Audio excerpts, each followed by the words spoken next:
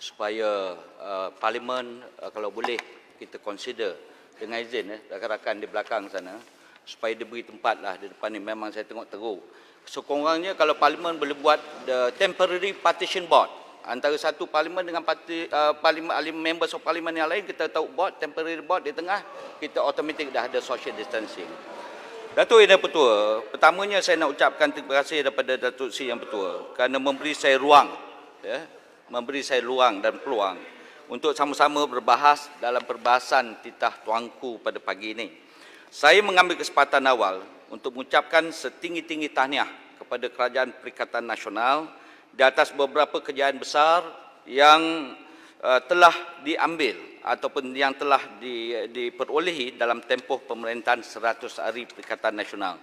Kejayaan dalam memperjuangkan hal ehwal yang berkaitan dengan rakyat, khususnya dalam menangani penularan COVID-19 yang telah mendapat respon yang sangat baik di kalangan rakyat, berbanding dengan apa yang dicapai 100 hari oleh Kerajaan Pakatan Harapan. Datuk Yang Pertua, walaupun perikatan ini baru terbentuk, tetapi kerjasama yang telah terbentuk menampakkan hasil penting bagi kerajaan ini mengambil iktibar besar supaya peristiwa 25 Februari yang lalu tidak lagi berulang. Hari runtuhnya Kerajaan Pakatan Harapan kerana perbalahan dan perebutan kuasa di kalangan mereka yang tidak terkawal, hingga akhirnya keadaan politik negara menjadi kucar lana.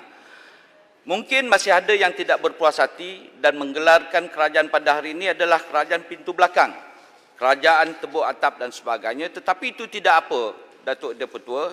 Allah tegal dan biasa, biarlah luncai terjun dengan labu-labunya. Datuk Yang Pertua, krisis COVID-19 benar-benar telah menguji banyak negara di seluruh dunia. Malah ada negara kuasa besar terjejas akibat penularan wabak ini. Syukur kerana biarpun negara kita masih belum diisytiharkan kemenangan melawan COVID-19, namun setakat ini kita berupaya urus krisis ini dengan baik. Bukan saja kes COVID-19 menunjukkan angka mendatar, malah kebajikan dan keselamatan ratusan ribu rakyat kita di dalam dan di luar negara dapat diberi perhatian sewajarnya oleh pihak kerajaan. Untuk rekod Dewan Yang Mulia ini, setakat 15 Julai 2020, seramai 23,955 orang rakyat kita yang terkandas di 82 buah negara akibat COVID-19 telah berjaya dibawa pulang ke tanah air. Selain saya merakamkan ucapan penghargaan dan terima kasih kepada banyak pihak frontliners dengan izin, sama ada pihak kerajaan dan pihak swasta, rakan-rakan negara yang menghulurkan kerjasama dalam memudahcarakan urusan kepulangan ini, penghargaan juga harus kita berikan kepada petugas Wisma Putra khususnya, Task Force COVID-19 serta petugas Wisma Putra di seluruh dunia. Kita menjadi satu-satu negara di dunia yang menerima sumbangan peralatan perubatan terbesar seperti Arab Saudi lebih daripada 9 juta unit, daripada negara China lebih daripada 300,000 unit, daripada UAE juga kita menerima bantuan lebih daripada 7 tan peralatan perubatan terus kepada Wisma Putra untuk diagihkan kepada NADMA dan seluruh rakyat di dalam negara kita. Saya ingin mencadangkan kepada Kementerian Luar Negara bahawa program-program dan langkah-langkah ini harus diteruskan peranan dengan negara luar untuk mendapatkan vaksin bagi COVID-19 ini. Untuk makluman Dewan Yang Mulia, saya bertanya juga kepada Kementerian Luar, apakah tindakan yang berterusan Kementerian Luar Negara untuk mendepani landscape dunia pasca pandemik ini. Datuk Yang Pertua, pelbagai hikmah dan pengajaran yang boleh kita ambil daripada wabak COVID-19. Ini antaranya adalah dari aspek security bekalan makanan serta security stockpile dengan izin, bahan perubatan dan kesihatan. Saya ingin mencadangkan kepada pihak kerajaan untuk melihat bukan sahaja hanya berkenaan security makanan, tetapi perlu juga kita melihat kepada security bahan dan peranti perubatan. Kebergantungan kita kepada import adalah tinggi dalam urusan kesihatan, terutamanya peranti perubatan dan barangan pakai habis perubatan. Dalam keadaan Malaysia yang sudah mula menggiatkan kembali ekonomi, saranan untuk menjemput pelabur-pelabur dalam bidang perubatan ini harus dibuka seluas-luasnya, terutamanya kepada pembuatan peranti perubatan dan barangan pakai habis berkaitan dengan pernafasan, contohnya tiub pernafasan, pelitup muka, masker oksigen dan juga ventilator. Kerjasama kerajaan dan swasta amat diperlukan untuk melancarkan proses ini. Sebenarnya banyak pinggilan kita dari Malaysia yang mempunyai keupayaan dan termasuk beberapa pinggilan adalah pembuat kepada komponen penting untuk kegunaan peranti perubatan bagi kegunaan luar negara seperti Eropah dan Amerika Syarikat. Harapan kita bersama adalah untuk melihat dan menjadikan Malaysia sebagai hub pengeluar peranti perubatan di Asia di bawah Asian Rapid Response Program yang telah dibincangkan dan komitmen yang telah diberikan oleh Perdana Menteri dalam dialog bersama pemimpin negara ASEAN pada bulan April yang lalu. Kelebihan kita dengan syarikat komponen yang sedia ada serta polisi kerajaan yang mesra pelabur harus digunakan semaksimal mungkin. Koordinasi dengan kementerian-kementerian terlibat seperti KKM, MITI, MOSTI dan agensi seperti MARA, SMB Bank bersama pemain industri yang lain perlu ditubuhkan sekretariat khas untuk melihat kelancaran program yang berkenaan. Datuk Yang di-Pertua, terbukti sejak kes ataupun sejak Kerajaan Pakatan Harapan mengambil alih kerajaan pada 22 bulan yang lalu, sudah terbukti bahawa Kerajaan Pakatan Harapan mengambil hutang yang lebih banyak daripada Kerajaan Barisan Nasional seperti yang telah ingin saya rekodkan di Dewan Yang Mulia ini, ketika Kerajaan Barisan Nasional pada tahun 2016 dan 2017 total hutang yang dibuat oleh Kerajaan Barisan Nasional ialah 78.8 bilion. Tetapi Kerajaan Pakatan Harapan pada sepanjang tempoh 2018 sehingga Februari 2020, jumlah hutang yang dibuat oleh Kerajaan Pakatan Harapan sebanyak 124.5 bilion. Para saham, walaupun hutang yang dibuat dengan begitu banyak, para saham jatuh, pemberian dividen dan hibah jatuh, pertumbuhan ekonomi juga jatuh dan tidak cukup dengan itu dalam tempoh 500 hari pemerintahan Kerajaan Pakatan Harapan, lebih banyak aset yang dijual secara lelong. Saya ingin menyatakan supaya boleh sejauh. Okey. Saya ingin mencadangkan supaya kerajaan menubuhkan Suruhanraya Siasatan Diraja untuk menyiasat tentang adakah berlakunya salah guna kewangan kerajaan semasa Kerajaan Pakatan Harapan. Kerana kita semua tahu apakah yang dilakukan oleh Kerajaan Pakatan Harapan dengan dana pinjaman sebanyak 124.5 bilion sepanjang pemerintahan mereka dan ditambah pula dengan jumlah dan total kutipan tabung harapan yang sehingga ini tidak dibentangkan tentang penggunaan dan juga penggunaan tabung harapan yang telah dikutip hampir melebihi 200 juta. Datuk Yang di-Pertua, selepas wabak COVID-19, kita telah dapat kata nak bagi mencelah. Boleh mencelah? Sekejap. Ya. Terima kasih Yang Berhormat.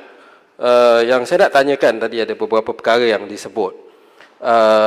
Tentang isu hibah itu misalnya, ia berpunca daripada masalah liability melebihi aset yang telah disembunyikan beberapa tahun dan cuba diperbetulkan oleh pihak Kerajaan Pakatan Harapan. Jadi bukankah itu satu perkara yang jelas boleh dibaca dalam keterangan-keterangan yang telah diberikan sebelum ini? Terima kasih.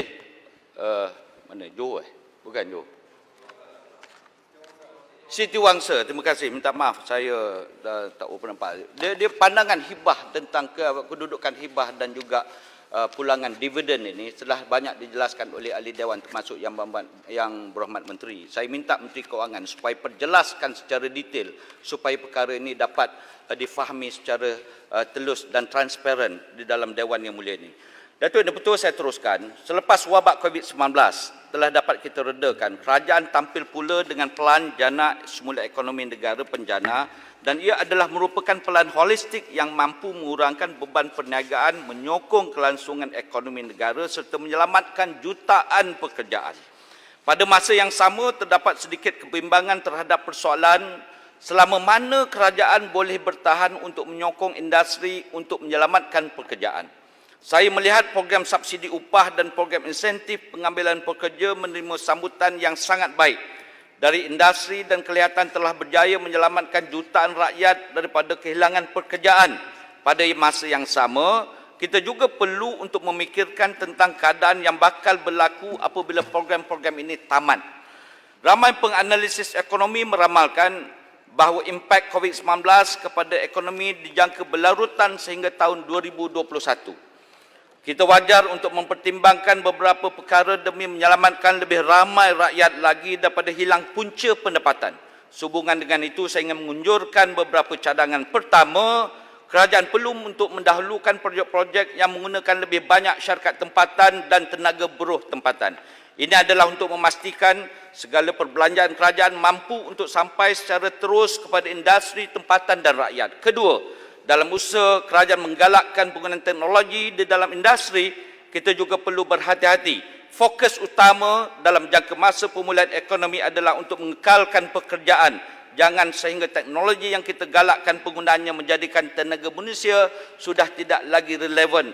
Kerana kita tahu teknologi kini banyak membolehkan sesuatu proses dilakukan secara automatik tanpa tenaga manusia. Datuk Yang Pertua, yang ketiga, memperbanyakkan penawaran latihan reskilling dan upskilling jangka pendek bagi kemahiran yang mampu untuk mengisi bidang pekerjaan yang sedang meningkat permintaannya. Di dalam 2020 Emerging Jobs Report Malaysia ada menyeraikan 10 pekerjaan yang mempunyai permintaan yang tinggi di Malaysia. Antaranya adalah data scientist, digital marketing specialist dan cyber security specialist. Saya yakin dalam keadaan krisis pasti masih ada lagi bidang pekerjaan yang kalis krisis dan perlu untuk diusi. Tugas kerajaan adalah untuk mengenal pasti trend pekerjaan serta memastikan para graduan dan tenaga kerja sedia ada memiliki dengan kemahiran yang diperlukan oleh industri. Keempat, menggalakkan kumpulan peniaga mengambil pekerja tempatan bekerja. 30% daripada tenaga buruh asing di Malaysia bekerja di dalam sektor pertanian. Ini menjadikan sektor pertanian merupakan sektor yang menyumbang bilangan tenaga buruh asing yang paling ramai di negara ini. Pasca COVID-19 telah mendorong kita untuk mengurangkan kebergantungan kepada buruh asing. Ini bermakna terdapat banyak peluang pekerjaan yang boleh diisi oleh rakyat tempatan dalam bidang pertanian serta lain-lain bidang. Berdasarkan laporan survei pendapatan isi rumah dan kemudahan asas 2019, bahawa walaupun dengan gaji mencecah 4,000 seseorang individu itu masih dikelaskan sebagai golongan B40 kerana keperluan dan kos sara hidup pada hari ini meningkat terlalu laju tidak seiring dengan kenaikan pendapatan. Jika kita melihat kepada definisi M40, ianya adalah individu yang berpendapatan antara 450 hingga 10,5959. Mungkin bagi setengah pihak angka ini dilihat sebagai besar, tetapi adakah pendapatan isi rumah ini memberi refleks kepada pemilikan aset golongan M40 ini terutamanya di bandar-bandar besar? Saya ingin meminta penjelasan daripada pihak kementerian. Adakah terdapat sebarang data dan kajian yang dilakukan oleh pihak kerajaan terhadap pemilikan aset dan hartanah oleh golongan pertengahan ini? Datuk Yang Pertua, bagaimana pula dengan nasib golongan pertengahan, yakni golongan M40 ini? Mereka tersepit antara dua keadaan. Jika hendak memiliki rumah murah yang disediakan oleh kerajaan, mereka tidak layak, dan dalam masa yang sama jika mereka hendak memiliki rumah yang mahal, mereka juga tidak mampu. Oleh itu saya melihat terdapat keperluan untuk kerajaan menilai dan mengkaji keperluan untuk diwujudkan satu program khusus untuk membantu golongan pertengahan ini bagi memiliki aset di seluruh negara. Tuan Yang Di-Pertua, Datuk Yang Di-Pertua, pada 10 Julai yang lalu, kerajaan telah mengumumkan bahawa PJK Malaysia telah dinaikkan kepada 2208 seperti yang telah kita maklum. Pertambahan sebanyak 20 kali ganda ini adalah besar, namun yang perlu saya inginkan penjelasan ialah apakah bentuk bantuan khusus yang disediakan oleh pihak kerajaan untuk golongan yang seramai sekitar 388,788 isi rumah yang termasuk di dalam kategori miskin apabila PJK baru ini diperkenalkan. Saya berpendapat apapun kaedah kerajaan untuk membantu kumpulan ini, ia mestilah program yang mampu membantu mengatasi masalah miskin bandar. Saya percaya majoriti dari isi rumah yang baru termasuk dalam kategori ini yang tinggal di bandar. Datuk Yang Bertuah, saya ingin menghabiskan perbahasan di minit yang terakhir ini berkaitan dengan perkara yang timbul di kawasan Parlimen Jelebu. Pertama, saya ingin mencadangkan supaya perancangan dan juga isu yang berkaitan dengan pelebaran jalan Jelebu ke Hulu Langat seperti yang telah saya sebut berkali-kali di Dewan Yang Mulia ini dapat diterjemahkan secepat mungkin oleh pihak kerajaan. Saya ingin mengucapkan terima kasih kepada Yang Berhormat Menteri KKR yang telah mengambil tindakan awal dalam melaksanakan insya-Allah untuk menterjemahkan supaya perancangan jalan Jelebu Hulu Langat ini dapat kita laksanakan. Perkara kedua, Datuk Yang Bertuah, adalah masalah empangan kepada Kementerian Pertanian dan Industri Asas Tani. Yang Berhormat, saya ucapkan terima kasih kepada Yang Berhormat Timbalan Menteri Pertanian yang telah melawat Mardi Pusat Research ataupun Pusat Research Mardi di Jelebu pada 2 bulan yang lepas. Tetapi masalah yang ingin saya timbulkan ialah di dalam pusat Mardi ini kita ada empangan yang mempunyai kapasiti kolam sebanyak 375,000 meter padu persegi. Kolam yang telah dibuat pada tahun 2021 dan keadaannya yang tersangat uzur, tanpa berlengah, without any delay, dengan izin Datuk Yang Bertuah. Immediate action dengan izin Datuk Yang Bertuah. Kolam dan empangan ini mesti dilaksanakan secepatnya mungkin. Kerana kolam ini mempunyai keadaan yang sangat teruk dan sangat uzur dan adalah merupakan seperti time bomb dengan izin. Boleh meletup pada bila-bila masa. Kalau kolam ini meletup, Datuk Yang Bertuah, sebanyak 5 kampung, Kampung Seri Juntai, Kampung Sungai Buloh, Kampung Bemban, Pekan Simpang Durian, Pekan Durian Dipus akan tenggelam. Ini adalah merupakan satu perkara yang tidak harus dan tidak mungkin berlaku dalam atas kelalaian yang kita sengaja lakukan kerana kekangan dan kekurangan peruntukan. Oleh itu, Datuk Yang Bertuah, saya mohon supaya empangan ini yang memakan kos lebih kurang 2 juta supaya dapat dilaksanakan oleh pihak kementerian dalam keadaan sesegera mungkin. Perkara ketiga adalah cadangan Felda memberi kebenaran kepada tanah-tanah Felda yang terbiar, tanah-tanah yang tersepit untuk dianugerahkan dengan bayaran minimum, premium yang minimal untuk diberikan kepada generasi kedua Felda, anak-anak kedua Felda, anak-anak muda Felda supaya mereka tidak berhijrah keluar daripada kawasan Felda, terutamanya bagi kawasan Parlimen Jelebu dan Jempol di jiran saya. Isu ketiga adalah Datuk Seri Yang Bertuah adalah berkenaan dengan isu kelewatan pembayaran hasil peneroka yang sampai hari ini tidak boleh diselesaikan oleh pihak kerajaan. Peneroka akan menerima bayaran dalam tempoh 15 hari. Kebiasaannya selepas siap menuai padi, peneroka terima bayaran dalam tempoh 15 hari. Namun pada bulan Mei sehingga kini peneroka terpaksa menunggu hampir 1 bulan untuk menerima bayaran. Hal ini banyak memberi kesan kepada kewangan peneroka yang sememangnya pendapatan mereka banyak bergantung kepada hasil tuaian mereka. Saya ingin memohon untuk kerajaan mengambil berat akan permasalahan ini agar dapat diselesaikan segera. Perkara seterusnya, Datuk Seri Yang Bertuah, adalah berkenaan dengan kelewatan pembayaran siap kerja dari pihak FTP, Felda FTP Sinar Berhad, Teknoplan. Maaf. Felda Teknoplan Sinar Berhad kepada kontraktor peladangan. Pembayaran akhir yang diterima adalah pada bulan Mac.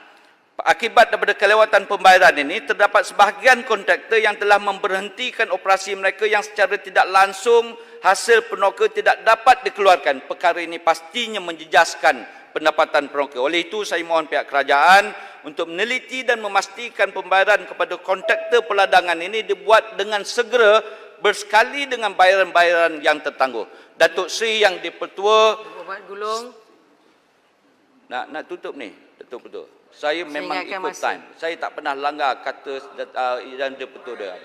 Seterusnya dan yang terakhir adalah berkenaan dengan isu yang berkaitan dengan ECRL. Saya nak minta dalam masa yang paling singkat ini Datuk Seri dan Petua minta kerajaan supaya timbang.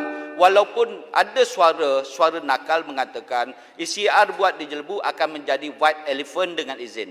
Tetapi kita harus ingat, ini adalah salah satu daripada pembelaan kepada masyarakat luar bandar, melibatkan kegiatan ataupun peningkatan ekonomi masyarakat luar bandar.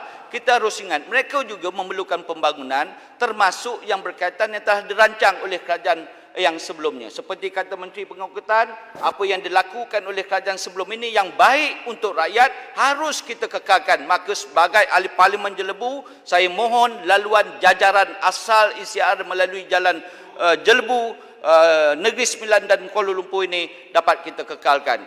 Dengan kata-kata itu, saya dengan ini menyokong usul titah Seri Paduka Baginda Yang di-Pertuan Agong. Terima kasih. Terima kasih Yang Berhormat